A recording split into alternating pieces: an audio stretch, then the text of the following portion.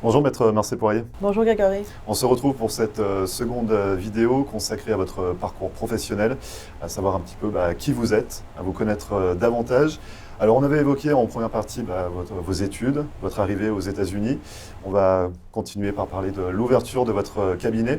Votre premier cabinet, c'est en 98. Alors c'est en février 98, ça fait plus de 20 ans aujourd'hui que mon cabinet est ouvert. Et la raison que j'ai ouvert mon cabinet, c'est que j'avais beaucoup de demandes personnelles de travailler avec la communauté francophone.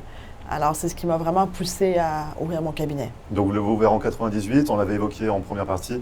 Vous avez plaidoyé auprès de 3 juridictions à cette époque, mais vous êtes également intéressé à une autre facette du droit, celle de l'immigration. C'est ça. Alors, j'ai toujours continué durant quelques années. J'ai continué à plaider à la cour. Et ensuite, tranquillement, j'ai appris l'immigration, qui est devenue une passion très importante pour moi et qui a pris le dessus sur la plaidoirie. Alors, j'ai arrêté la plaidoirie quand j'avais tellement de demandes en immigration pour faire que de l'immigration. J'ai décidé de me consacrer à cette voie de droit. Et qu'est-ce qui vous a intéressé finalement dans l'immigration? Les gens.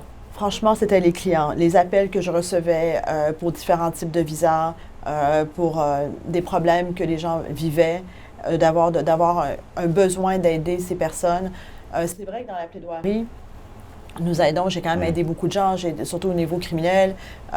J'ai fait quand même beaucoup d'aide de ce côté-là. Mais l'immigration, c'était beaucoup plus personnel et j'ai voulu faire une différence parce que mon immigration avait été tellement difficile que je me suis dit, c'est ma vocation, je veux aider ces gens. Et pour moi, encore aujourd'hui, c'est ce que je veux faire. Je veux trouver des solutions pour les aider. Alors, l'immigration m'a donné cette ouverture pour travailler directement avec les gens, de plus proche, sans avoir un juge entre les deux. Parce que la plaidoirie, c'est vraiment du combat tous les jours, avec des avocats. On n'est pas en contact direct avec les clients constamment, comme avec l'immigration. On est vraiment dans les tribunaux. Et on travaille entre avocats majoritairement et les clients sont un peu à l'écart. Alors, ce travail, ce contact avec les clients, d'essayer de les encourager, la psychologie aussi, de voir que je comprends ce qu'ils ont vécu, c'est ça qui a fait que j'ai voulu vraiment me concentrer en immigration. Alors ça paraît simple finalement, comme vous en parlez. Comment on passe de la plaidoirie à l'immigration, ça devait être quand même assez compliqué d'étudier un petit peu les visas, d'en apprendre davantage sur cette facette du droit. Oui. Alors effectivement, c'était pour moi de retour à la bibliothèque, Law Library à UM. Comme j'ai étudié la langue, comme j'ai étudié le criminel, la cour d'appel, j'ai vraiment été quelqu'un qui a été obligé d'apprendre à utiliser les livres parce que j'avais un handicap terrible en étant étrangère et ne parlant pas un mot d'anglais quand j'ai fait mes études. J'ai vraiment appris à maîtriser les livres de droit. Alors, quand j'avais énormément d'appels sur l'immigration, j'ai dit, OK, je vais étudier. Le premier visa dont j'ai étudié, c'est le visa investisseur, qui est aujourd'hui un de mes visas les plus importants. C'était le visa investisseur. Alors, j'ai été dans la bibliothèque pendant des semaines et des heures, et d'autres avocats me disaient, mais tu ne vas jamais y arriver, on n'apprend pas un domaine de droit comme ça.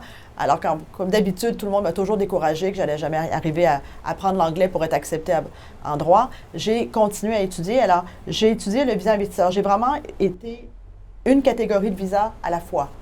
Et j'ai décidé de prendre mon premier visa investisseur, qui était une bijouterie à Coco Walk, à côté de mon bureau. Alors, j'oublierai jamais. Et le visa a été approuvé en 4 jours. Alors, j'ai dit, bon, ça y est. Donc ça, c'est motivant, c'est exceptionnel, c'était motivant. C'était motivant et nous avons été obligés d'utiliser même la machine à écrire parce que nous n'étions pas organisés avec le système informatique que nous avons aujourd'hui. Les formulaires étaient tapés à la main. C'est comme ça que j'ai commencé l'immigration.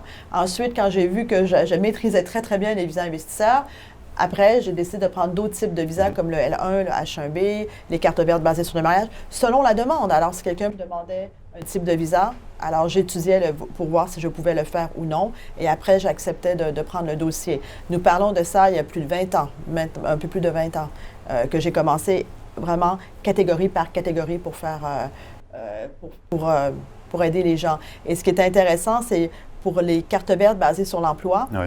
J'ai mis 1 an et demi avant d'accepter un dossier. Parce que vous n'étiez pas sûr de vous à ce moment-là? Il y a eu des difficultés? Comment ça s'est passé? Non, je voulais avoir un système dont j'avais mis en place, exact, avant d'accepter un premier dossier. Alors, j'ai vraiment attendu 1 an et demi avant de le prendre pour m'assurer qu'il n'allait pas avoir de problème avec ce type de carte verte. Et ça s'est passé comment, justement, à ce moment-là? Tout s'est bien passé. Je veux dire, les cartes vertes ont été approuvées. Et ce qu'on discutait un petit peu avant de reprendre, c'est que moi, j'ai commencé, si vous voulez, je repars à 2001, j'ai fait l'amnistie de Clinton. Oui, vous avez traversé de nombreuses administrations américaines.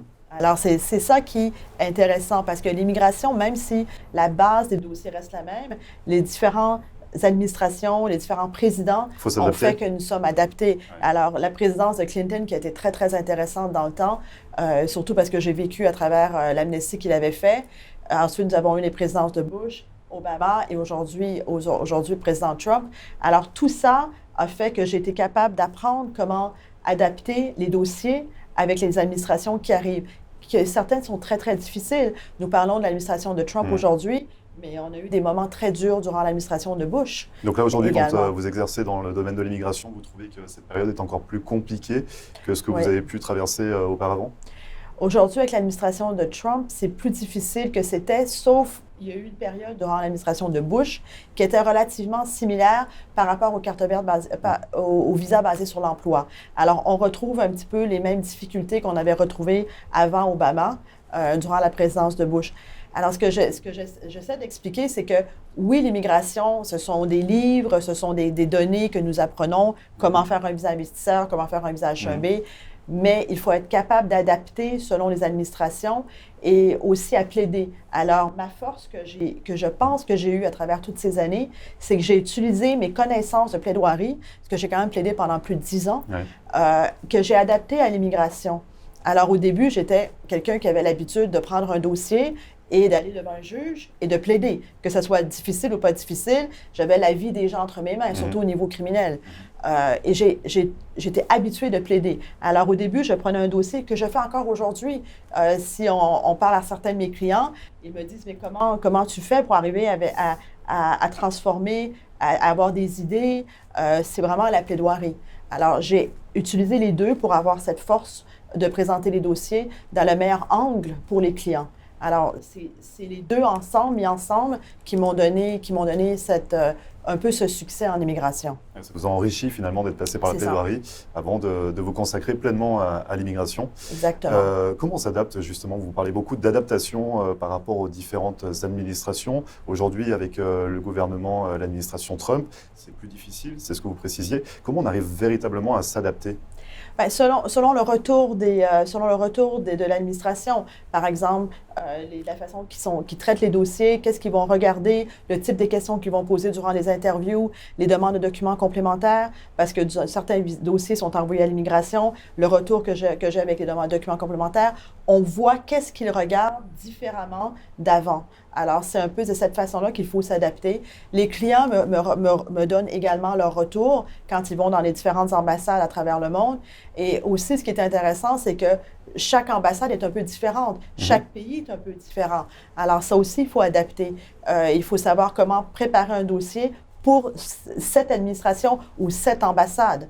Alors, j'essaie vraiment de prendre le retour de mes clients, de les écouter, de leur demander comment ça s'est passé, expliquez-moi pourquoi il y a eu un problème, qu'est-ce qu'ils vous ont dit. Ça, c'est une des façons. Et aussi de le retour de l'administration quand ils nous envoient des demandes de documents complémentaires, ça peut être aussi des refus.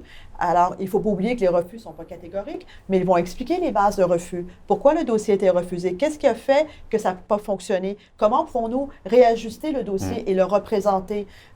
Aussi, encourager les clients.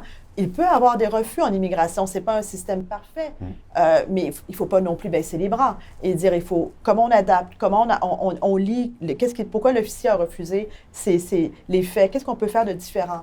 Alors, un petit peu, c'est ça l'adaptation. Mais en tout cas, vous dites qu'il y a eu quelques refus, mais on peut quand même préciser que le taux d'obtention a été très élevé au sein de votre cabinet. Il y a eu également une belle évolution, un beau développement depuis les années 98. Oui. Parce que vous étiez installé à Coconut Grove au tout début. Ah ouais, Et j'étais puis ça. aujourd'hui, vous êtes sur Miami Beach. C'est C'est ça. votre troisième cabinet. Il y a eu une progression, un beau développement. Alors, j'ai commencé effectivement à Coconut Grove. Nous étions là-bas pendant plus de 10 ans. Malheureusement, l'immeuble a été démoli avec les nouveaux condos qui ont Ouais. été construits. Et nous avons bougé à Biscayne Boulevard. Et maintenant, nous sommes en pleine construction de nouveaux bureaux au 8e étage à Lincoln Road. Alors, c'est une belle progression. Et également, j'ai ouvert mon bureau à Montréal il y a 15 ans. Dans le temps, c'était une expansion parce que j'avais besoin de me retrouver avec la clientèle aussi canadienne. Et nous avons ouvert un bureau satellite à Paris il y a 2 ans, je crois, nous avons ouvert à Paris. Et donc, pour la suite de l'aventure du cabinet de Maître Marcel Poirier, qu'est-ce que vous prévoyez? Quels sont les projets futurs? Alors, j'ai décidé il y a un peu plus d'1 an d'avoir une voix un peu plus internationale, d'être pas assise que dans mon bureau tous les jours à recevoir les clients ou être au téléphone, mais d'aller de l'avant, d'aller au-delà de mon bureau de Miami ou de mon bureau de Montréal et de me déplacer. Et je regarde aujourd'hui l'effet que ça a donné de rencontrer les gens en personne, de voir leurs angoisses, leurs peurs, leurs craintes. Ça a été très, très important pour moi. Alors, pour moi, le futur, c'est de continuer mon développement, de continuer à me déplacer, même si les gens me disent, mais c'est fatigant, comment tu fais? C'est d'aller à droite, à gauche.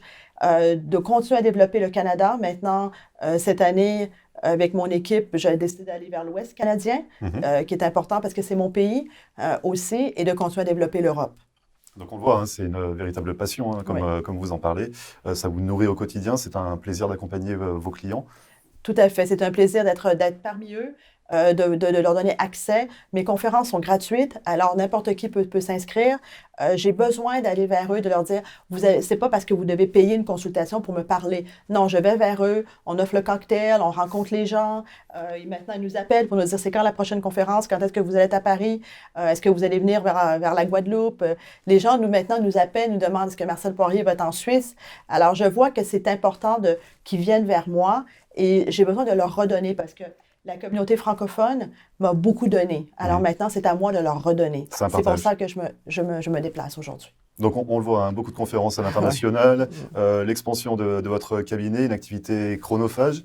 Il vous reste un peu de temps quand même pour vous? Ah oui. Le temps qu'il me reste, c'est pour ma fille, ma petite fille Annabelle. de 9 ans, Annabelle, qui maintenant est mon bonheur. Alors voilà, c'est le temps qu'il me reste, c'est pour elle. Et vous espérez qu'elle suive votre chemin, c'est ça votre route? Elle a pris la décision, comme moi j'ai pris la décision de devenir avocate à son âge, elle a pris la décision de me suivre. Alors aujourd'hui, elle est en cours de français pour apprendre à lire et écrire. Elle parle parfaitement français, Dieu merci.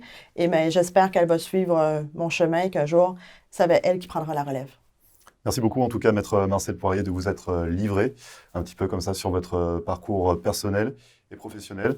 Et puis je vous souhaite une bonne continuation avec l'expansion de votre cabinet et toutes les conférences Oui. qui ne sauraient tarder.